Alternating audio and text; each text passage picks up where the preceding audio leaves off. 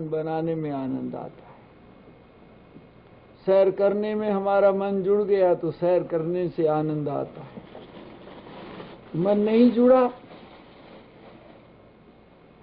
मन में प्रेम की धारा ना बही, रस बाहर पदार्थों में नहीं, संसार की चकाचौंध में नहीं, रस हमारे मन में रहता है। प्रेम की धारा हमारे मन में बहती है। ये जहां जुड़ जाता है वहीं से आनंद आने लगता है। राजा के दरबार में एक चित्रकार पहुंचा। चित्रकार ने जाकर प्रार्थना की राजा से कि मैं एक कलाकार हूं, आर्टिस्ट हूं, चित्र बनाना जानता हूं, आप इजाजत दीजिए। और उसके लिए कोई ऐसी प्लेन दीवार चाहिए, उसके लिए कोई हाल चाहिए। राजा ने प्रार्थना स्वीकार की और राजा का जो अपना हाल था उसे कहा, ये देखो चित्र बनाने के लिए दीवार, प्लेन दीवार। चित्रकार ने कहा ठीक, लेकिन मेरी एक शर्त है,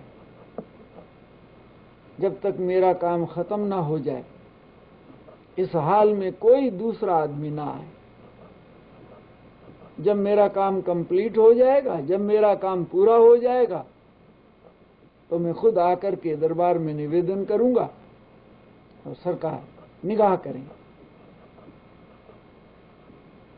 चित्रकार ने अपना काम शुरू कर दिया। चित्र बनाते बनाते अभी 1 वर्ष पूरा नहीं हुआ था, काम कंप्लीट होने जा रहा था, तभी एक दूसरा चित्रकार आ गया। उसको मालूम नहीं कि पहला चित्रकार यहां अपना चित्र बना रहा। उसने भी दरबार में प्रार्थना की कि मैं कलाकार हूं, आपके दरबार में अपनी कला दिखाना चाहता हूं, मुझे मौका दीजिए।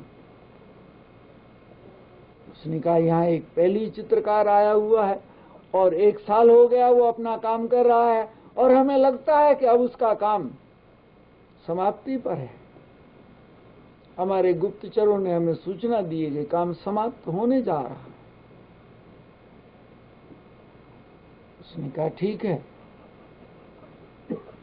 मुझे भी इजाजत दीजिए। राजा ने कहा, लेकिन उसकी शर्त है कि जब तक उसका काम खत्म नहीं होगा तब तक कोई आदमी वहां प्रवेश नहीं कर सकता। उसने कहा ठीक है, उसके जहां काम हो रहा है बीच में पर्दा कर दीजिए, एक तरफ मुझे इजाजत दीजिए, मैं उसका काम नहीं देखूंगा, वो मेरा काम नहीं देखेगा।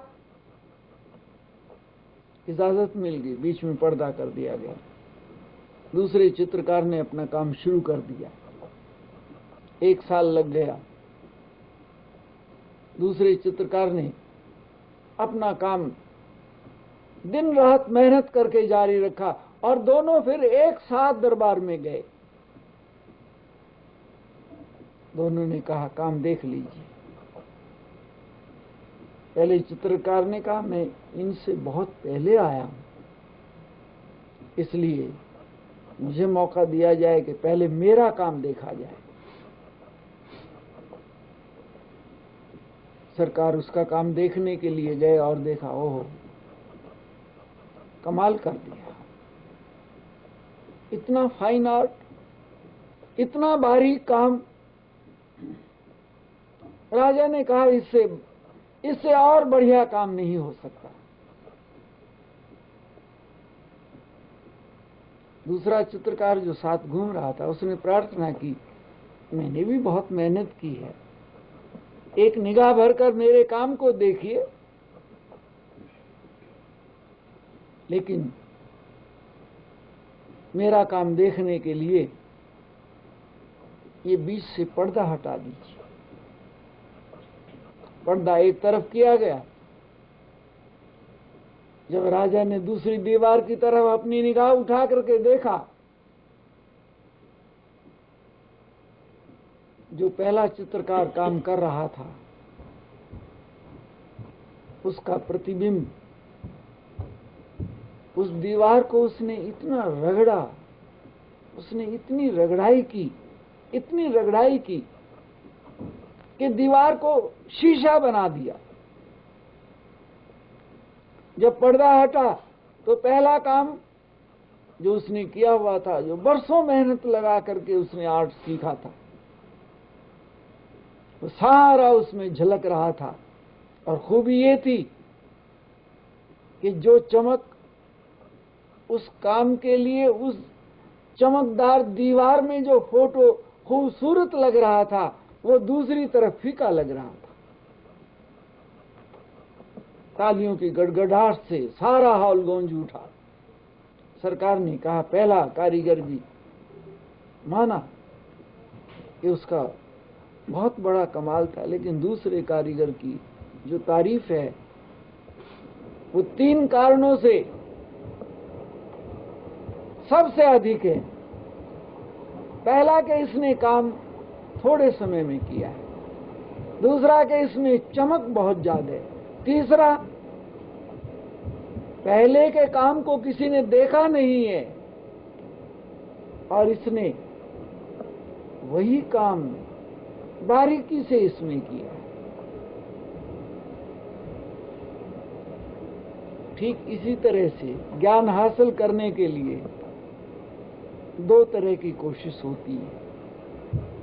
एक तो पहले कलाकार की तरह से हम शास्त्र को याद करते हैं, गीता को याद करते हैं, रामायण को याद करते हैं, गुरुवाणी को याद करते हैं और रात दिन उसको दोहराते हैं, दोबारा तिबारा, सुबह दोपहर को शाम को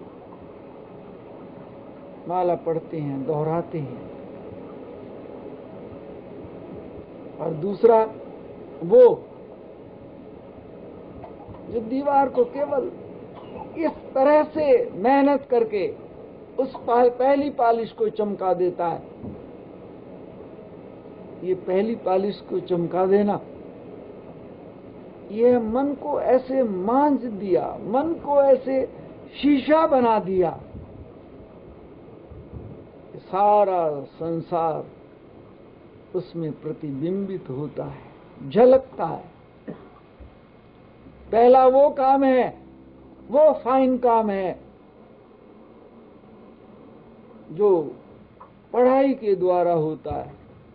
BA, MA, PhD, doctor, engineer, साइंसदान। पहला वो कलाकार है जो मेहनत से एक नीचे से ऊपर जाता है और वर्षों लगते हैं। दूसरा वो है जो मन को मांझ रहा है, मन को शीशे की तरह से झलका रहा है। इस संसार के ज्ञान को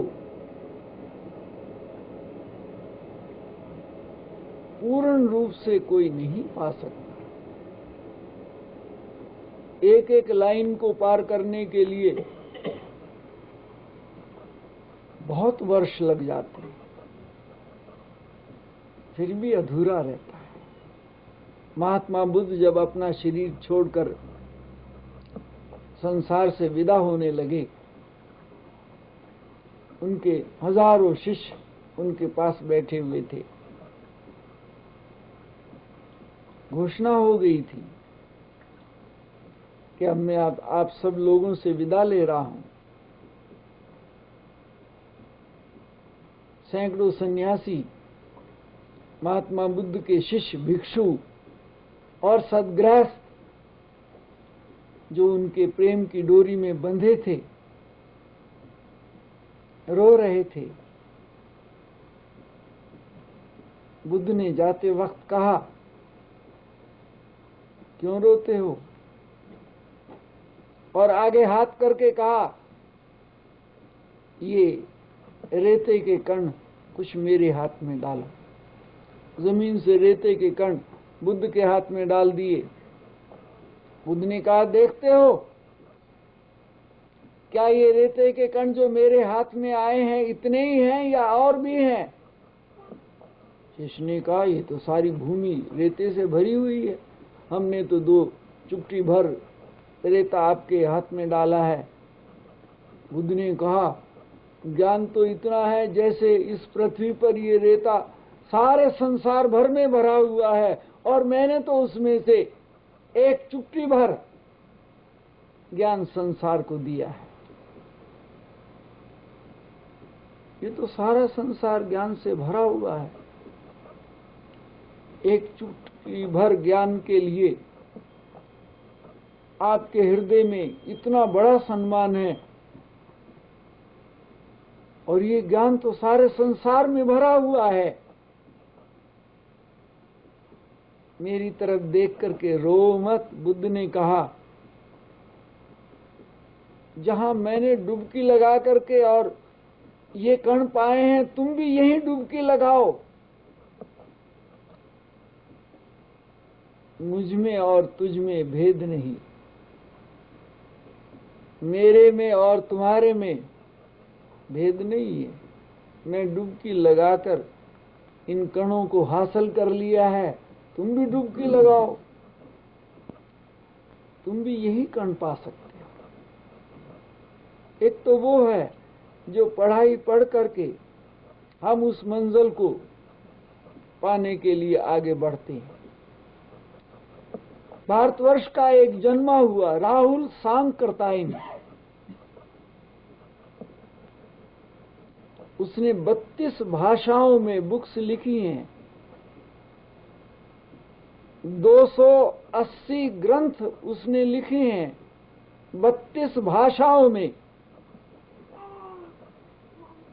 एक भाषा में ग्रंथ लिखना भी मुश्किल होता है। सारे संसार में वो घूमा, जहां गया वहां की भाषा सीखी, वहां की संस्कृति का अध्ययन किया, और फिर अपनी लिहाज से अपने ढंग से उसने बुक्स लिखी। 280 बुक्स लिखी राहुल सांकृत्यायन ने, 32 भाषाओं में लिखी। और उसने यूनिवर्सिटी की कोई एमए की परीक्षा नहीं की थी, किसी भाषा में यूनिवर्सिटी की डिग्री उसके पास नहीं थी। और अभ्यास करते करते 280 बुक्स लिखी, लेकिन जीवन के आखिर मंजिल पर पहुंचा तो उसको विस्मृति का रोग हो गया। मैंने क्या खाया है अब उसे याद नहीं, मेरा नाम क्या है उसे याद नहीं। इलाज करने के लिए उसे रूस में भेजा गया, क्योंकि उसने सोवियत भूमि नाम की एक बहुत बढ़िया बुक्स लिखी थी कम्युनिज्म पर। उसके लिए उसका बहुत बड़ा सम्मान था। रूस में उसको बुलाया गया, उसका इलाज किया गया, लेकिन लास्ट में उसे अपना नाम भी याद नहीं था। मैंने बैंक में क्या सिग्नेचर किए उसे याद नहीं था, मेरी पत्नी का क्या नाम है उसको याद नहीं था। 32 भाषाओं में बुक्स लिखने वाला विस्मृति रोग से ग्रस्त होता, कुछ भी याद नहीं रहता। ये जिंदगी की दौड़ अगर स्मृति तक रह जाती है तो 32 भाषाओं में लिखने वाला, बुक्स लिखने वाला जिंदगी में आखिर में अपने आप को पंगु पाता है, लंगड़ा पाता है, अधूरा पाता है और बेचैनी से मरता है।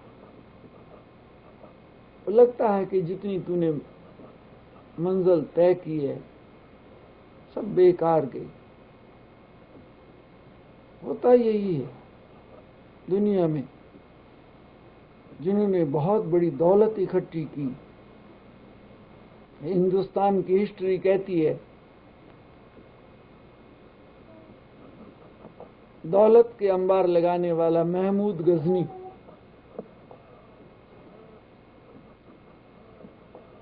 लूटकर माल ले जाने वाला मरने लगा तो असहाय अवस्था में मरा।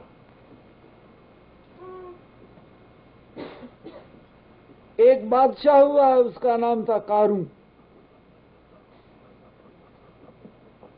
उसने सब दौलत को, किसी के पास पैसा नहीं छोड़ा, और ये जानने के लिए कि किसी के घर में किसी के पास पैसा बाकी है, तो उसने एक हाथी, जिसके ऊपर सोने की अंबारी और हाथी को हीरे जवाहरात से उसकी अंबारी जड़ी हुई, जिस पर बादशाह बैठकर निकला करता था, उसे बाजार में भेजा। और आगे एक घोषणा करने वाला डिम डिम करता हुआ आवाज कर रहा था, ये हाथी सिर्फ 2 टके में बिक रहा है, ये हाथी सिर्फ 2 टके में बिक रहा है। वो जानना चाहता था कि किसी के पास 2 टके भी बाकी हैं। एक बेटा अपनी माँ से जिद करके रोने लगा, 2 टके का हाथी बिक रहा है। माँ ने कहा, बेटा पर 2 टके भी कहां से लाऊं? कारून ने तो संसार का कोई पैसा किसी के पास नहीं छोड़ा। बेटा जब बहुत रोने लगा, उसने कहा, जब तुम्हारे पिता मरे थे तो हमारे रीति रिवाज के मुताबिक जब उन्हें दफनाया गया था तो 5 टके उनकी छाती पर रख दिए गए थे। वो हमारा एक रीति रिवाज खानदानी था। तू जिद करता है, खोद करके निकाल ले, अगर निकलते हैं तो ये हाथी खरीद ले। कब्र खोदी गई, 5 टके निकाले, और दौड़ करके वो बालक गया, ठहरो ठहरो ठहरो, ये लो 2 टके। और जैसे ही बालक और बालक की मां उस हाथी को खरीदने के लिए गए, बालक और उसकी मां के हथकड़ी लगा करके ले गए, और उससे पूछा गया कि बताओ तुम ये 2 टके कहां से लाए हो? उसने कहानी सुनाई कि कब्र में से खोद करके ये 5 टके हासिल किए, उसमें से 2 टकों से ये हाथी खरीदा है। कारून ने हुक्म दे दिया कि जितनी भी कब्रें हैं सब खोद ली जाएं। कब्रें खुदवा ली। हिस्ट्री कहती है वो कारून जब मरने लगा, जिसने एक पैसा किसी का नहीं छोड़ा, 6 महीने तक कारों के गले में जल की बूंद नहीं जा रही थी। जैसे आजकल डॉक्टर लोग जब गला बंद हो जाता है बीमारी के कारण तो दूसरी जगह से सुई लगाकर कुछ करके और खुराक पहुंचाते हैं, कारों को 6 महीने तक जिस्म के दूसरे हिस्सों से खुराक देने की कोशिश की और तड़पता रहा। कारू इशारे में अपने वजीर से कहने लगा, मैंने जो हीरे जवाहरात जो इकट्ठे किए हैं वो सब इस कमरे में ला करके बिछा दिए जाएं और उसके ऊपर मुझे लेटा दिया जाए। सारी दौलत जो कारू की थी फर्श पर बिछा दी गई और कारू का शरीर उस पर लेटा दिया गया। कारू इशारे में कह रहा, मुझे मालूम नहीं था कि इस दौलत पर लेटने के बाद भी मुझे शांति की सांस नहीं आएगी। अगर मुझे पता होता कि इस दौलत पर लेटने के बाद मुझे चैन नहीं मिलेगा तो मैं ये कब्रें तक काहे को खोदता। हिंदी की कवि ने लिखा, माया के लोभी जीवड़े यूं ही पछताएंगे, खाया ना खर्चा हाथ से खाली ही जाएंगे। महमूद गजनी बादशाह कौरों को देख लो, कब्रें भी जिसने खोद ली और क्या बताएंगे। आदमी की सबसे लास्ट दौड़ बचपन में खेलना, दौड़ना, खाना पीना और दुनिया जिसे सुख कहती है उसकी दौड़। लेकिन दुनिया की आखिरी दौड़ क्या है? पैसा। जब इस दौड़ में कोई लग जाता है, उसका खेलना, उसका हंसना, उसका खाना सब खोया जाता है। इस दौड़ में लग करके इतना आदमी तल्लीन हो जाता है, अब उसे पैसे की जरूरत नहीं है। इसी सब परिवार चल रहा है, सब लेकिन होड़ कि मेरे मुकाबले में दूसरा कोई ना रहे, मेरे पास मकान ऐसा हो कि दूसरा किसी के पास ना हो। कलकत्ते में एक आदमी ने अपनी कोठी बनाई आलीशान, और उसका उद्घाटन करने पर अपने मित्र, प्यारे रिश्तेदार सभी को बुलाया गया। एक उससे भी बहुत बड़ा धनिक था और उसका मित्र था, उसको भी अपने कोठी के उद्घाटन पर उसने आमंत्रण दिया। बाकी सब दोस्त गए। जो अपने आप को उससे सीनियर समझता था, बड़ा समझता था, नहीं गया। उसके भीतर आवाज आ रही थी, आज ये तुझे निमंत्रण देकर तुझे घर पर नहीं बुला रहा, बल्कि तुझे बता रहा है कि तेरे पास मेरे से ज्यादा पैसा बेशक हो, लेकिन कोठी तेरे से शानदार मेरी है। वो इस कंपटीशन में उसको पिछाड़ना चाहता था। उसे ऐसा एहसास हो रहा था, और ये समझ करके वो उसके उद्घाटन पर नहीं गया और इस बात की तलाश में रहा कि इससे बढ़िया कोठी बनाओ, इससे आलीशान कोठी बनाओ, और फिर उद्घाटन करूं और उद्घाटन करके इसको बुलाऊं और इसको बुला करके ये बताऊं कि देख तेरी कोठी क्या है, कर इससे मुकाबला। और तभी कलकत्ते में, जहां आजादी से पहले वायसराय ठहरता था, उसका ऑक्शन होने लगा, वो नीलाम होने लगा, उसने खरीद ली उसे।